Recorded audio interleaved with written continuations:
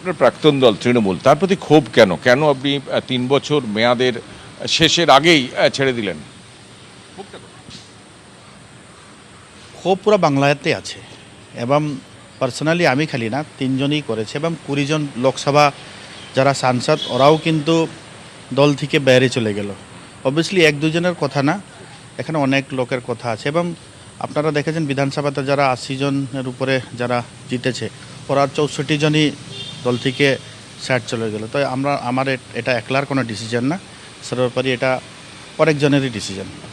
দুই হচ্ছে যে আপনাদের যে 13 জন সাংসদ ছিলেন তৃণমূলের, তার মধ্যে 3 জন পদত্যাগ করলেন, আরও কয়েকজন অপেক্ষা করছেন, এরকম আমি কারো পার্সোনালি কে কি ডিসিশন নেবে এটা নিয়ে আমি কোনো কমেন্ট করব না। এরকম কি সম্ভাবনা আছে? আমি জানি না, আমার সাথে কোনো কথা হয়নি।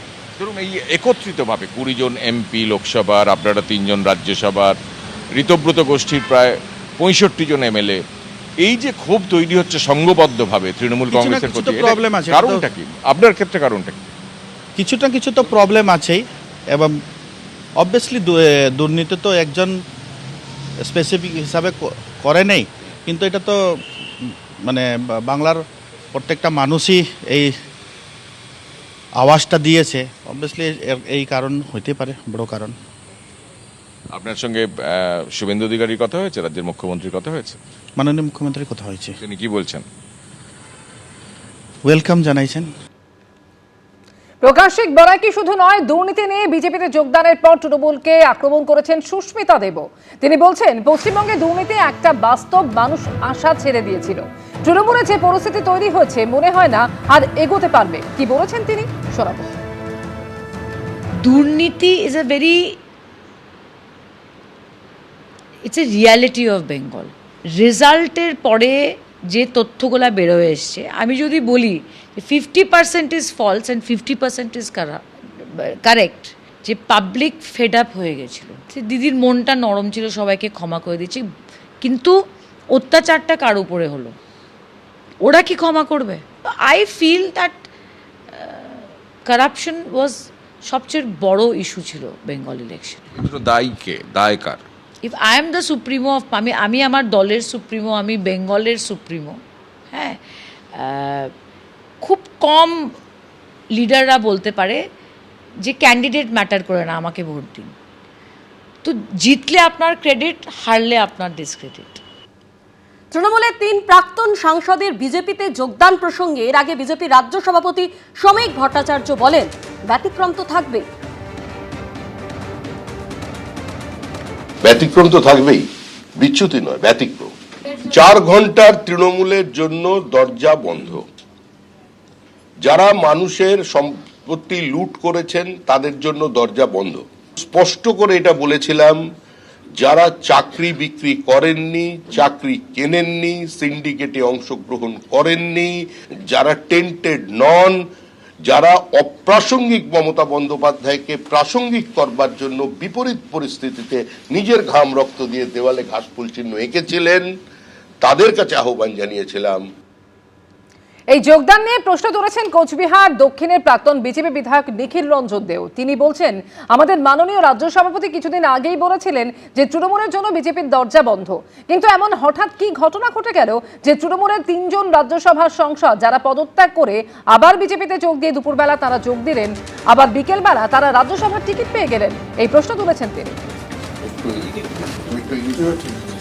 আমাদের রাজ্য সভাপতি কিছুদিন আগেই বলেছিলেন যে তৃণমূলের জন্য বিজেপির দরজা বন্ধ, কিন্তু এমন হঠাৎ কি ঘটনা ঘটে গেল যে তৃণমূলের 3 জন রাজ্যসভার সাংসদ যারা পদত্যাগ করে আবার বিজেপিতে জয়েন করে দুপুরবেলা তারা জয়েন করলেন আর বিকালবেলা তারা রাজ্যসভার টিকিট পেয়ে যাচ্ছেন।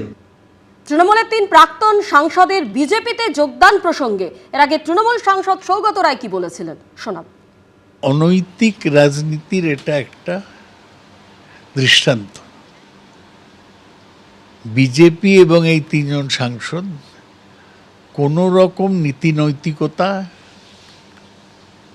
মেনে চলেন না এবং সেই জন্যই ওরা তৃণমূল থেকে রিজাইন করলেন, আবার বিজেপি হলেন, তারপর বিজেপির সাংসদ হয়েছেন। এটা মানুষের কাছে পরিষ্কার যে এই ধরনের নীতিহীন রাজনীতি বিজেপি প্রশ্রয় দেয়। সুখেন্দু শেখর নায়দের বিজেপিতে যোগদান নিয়ে কটাক্ষ করেছেন কুণাল ঘোষ। তিনি বলছেন কিছু লোককে মানুষ চিনে নিচ্ছে।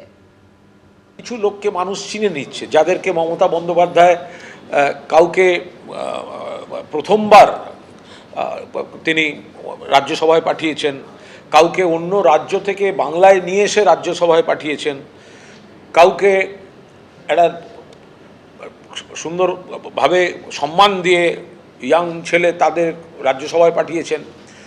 এখন ক্ষমতা মমতা বন্দ্যোপাধ্যায় যতদিন মুখ্যমন্ত্রী ততদিন সব ঠিকঠাক। এখন জওহরবাবু ইস্তফা দিয়েছিলেন আগে, তখন তো এরা কেউ ইস্তফা দেননি, পার্টির সঙ্গে মতে মেলেনি ইস্তফা দিয়ে দিয়েছিলেন প্রাক্তন সাংসদ জওহর সরকার, সসম্মানে ইস্তফা দিয়ে গেছিলেন। তো এরা তো তখন করেননি। বিধানসভা ভোটে তৃণমূল ক্ষমতাচ্যুত হওয়ার পর এদের সব বিবেক জাগরণ, ফলে এটা যে একটা মানে ঘড়ি ধরা, ক্যালেন্ডার দেখা, ক্ষমতার সঙ্গে নানা ফ্যাক্টরে যুক্ত কিছু বিষয়, সেটা মানুষ দেখছেন। সুখেন্দু শেখর রায়ের বিজেপিতে যোগদান প্রসঙ্গে পঞ্চায়েত মন্ত্রী দিলীপ ঘোষ তিনি বলছেন, সুখেন্দুবাবু গুণী মানুষ, সংসদে আমার সঙ্গে কয়েকবার দেখা হয়েছে, তাকে কেউ বদমাশ লোক বলবে না। আর কি বললেন দিলীপ ঘোষ, শুনুন। সুখেন্দুবাবু খুব পুরনো লোক, তার সঙ্গে আমার লোকসভায় দু একবার কথাও হয়েছে, কিন্তু তাকে কেউ বদমাশ লোক বলবে না বা এইসব কাজে ওনাদের নাম নাই। আর তিনি একমাত্র ব্যক্তি যিনি টিএমসির নীতির বিরোধিতা করেছিলেন, আমরাও করেছিলাম, উনিও করেছিলেন, তার জন্য তাকে সাসপেন্ড হতে হয়েছিল। আরজি করে তিনি হৃদয়ের কথা বলেছিলেন, তার মেরুদণ্ড আছে। তো এই ধরনের লোককে যদি পার্টি জায়গা নেয়, সেটা কেন্দ্রীয় পার্টির সিদ্ধান্ত। এই যোগদান প্রসঙ্গে বর্ষিয়ান বিজেপি নেতা তথাগত রায় বলছেন, রাজনীতির সরল রেখা চলে না, এর পিছনে একটা কেন্দ্রীয় বাধ্যবাধকতা আছে। রাজ্যের তরফে দরকার ছিল মনে হয় না। তিন প্রাক্তন তৃণমূল সাংসদের বিজেপিতে যোগদান নিয়ে কি বলেছেন তিনি, শুনুন।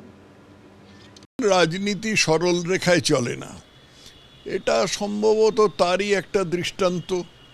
সরল রেখায় চলছে না, অত্যন্ত বক্র রেখায় চলছে। এর ভেতরে একটা